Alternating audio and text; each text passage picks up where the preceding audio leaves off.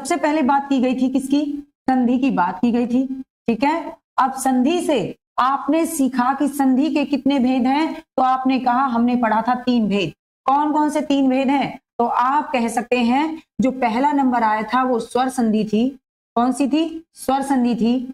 और जब दूसरी संधि की बात करते हैं तो वो कौन सी संधि थी? तो आप कहेंगे दूसरी हमने संधि पढ़ी, वो पढ़ी थी व्यंजन संधि। कौन सी संधि पढ़ी थी? व्यंजन संधि पढ़ी थी। ठीक है जी, ठीक कह रहे हैं, बिल्कुल। और जो तीसरी संधि पढ़ी थी वो कौन सी पढ़ी थी? तो आप कहेंगे वो पढ़ी थी हमने विसर्ग संधि। अब बस इसी तरह से तो क्वेश्चन आने वाले हैं, तो आपने पढ़ा तो है, बस थोड़ा याद कर लेते हैं क्या पढ़ा था। ठीक है बच्चे जी, ठीक है। क्या याद किया था? तो आप कहेंगे कि हमने स्वर संधि में याद किया था कि स्वर संधि किसे कहते हैं। तो आप कहेंगे कि हमने पढ़ा था स्वर प्लस में स्वर होता है। क्या होता है? तो आप कहेंगे स्वर प्लस में स्वर होता है स्वर संधि में। स्वर प्लस में क्या आता है? स्वर प्लस में स्वर आता है स्वर संधि के अंतर्गत। ठीक है बच्चे, या आप कह सकते हैं क्या समान, क्या? हाँ जी बिल्कुल। चलिए आगे आते हैं। व्यंजन संधि को कैसे पहचानना था? तो यहाँ पे आपको बताया गया था कि व्यंजन प्लस में क्या होना चाहिए। यहाँ पे तो स्वर प्लस में स्वर था, लेकिन व्यंजन में व्यंजन प्लस में व्यंजन या स्वर हो सकता है, ये वाली बात थी। ठीक है, व्यंजन या स्वर कोई भी आ सकता है।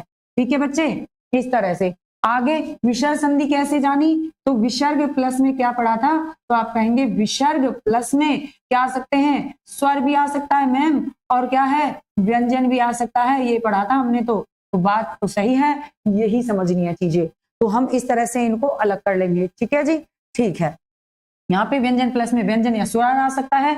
जैसे एक नियम के क्या था इसका एक उदाहरण, वाक प्लस में अगर मैं ईश कह देती हूँ तो यहाँ पे क्या आ गया? तो आप कहेंगे यहाँ पर क्या है? स्वर, और इधर क्या था? व्यंजन। नियम के अनुसार इसको हम क्या बना देते हैं? का गा बना देते हैं, अपने तीसरे वर्ण में परिवर्तित हो जाता है। क्या बनता है? वागीश बन जाता है बच्चे। क्या बन जाता है? वागीश हो जाता है, तीसरे वर्ण में परिवर्तित हो जाते हैं। एक नियम होता है जहां 5वें वर्ण में परिवर्तित होते हैं, एक नियम होता है जहां पे तीसरे वर्ण में परिवर्तित होते हैं, और एक नियम होता है जहां पे अनुसार में बदल जाते हैं।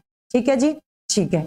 विसर्ग के लिए आपने याद रखा, जैसे आप कह सकते हो निही प्लस में रोग, क्या लगा होना चाहिए? विसर्ग लगाना चाहिए। निही प्लस में रोग।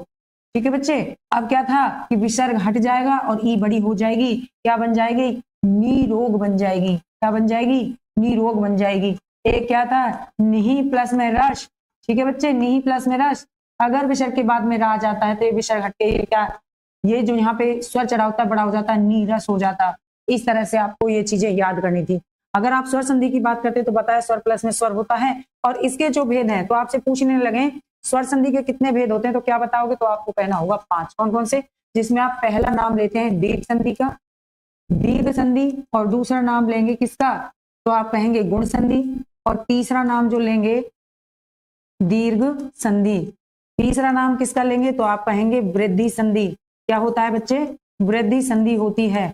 और अगर आगे बढ़ते हैं हम तो आगे क्या मिलता है आपको? आप कहेंगे यण संधि मिलती है। कौन सी मिलती है बच्चे? यण संधि मिलती है। और अगर हम लास्ट में चले जाते हैं तो कौन सी संधि मिलती है? आप कहेंगे जी यहाँ पे अयादि संधि मिलती है। कौन सी संधि मिलती है बच्चे? अयादि संधि मिलती है। ठीक है, इन सबको देखते हुए आपको जो याद रखना था यहाँ पर क्या है? तो आप पहले पॉइंट में क्या याद रखते हैं? समान वर्ण।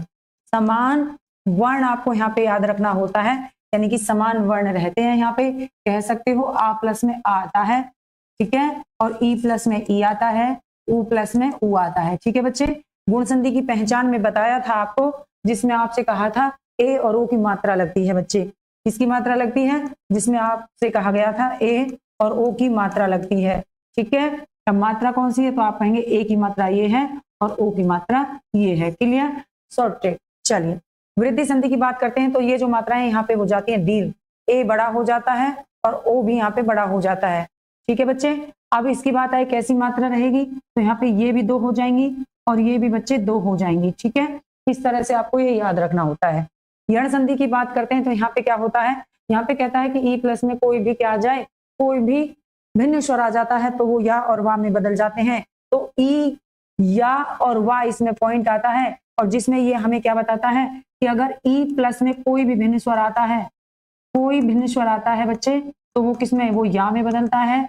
और अगर उ प्लस में कोई भिन्न स्वर आता है तो वो वा में बदलता है। इस तरह का यण संधि का नियम होता है। ठीक है जी, यहाँ पे जो बात आती है ये आती है आय की।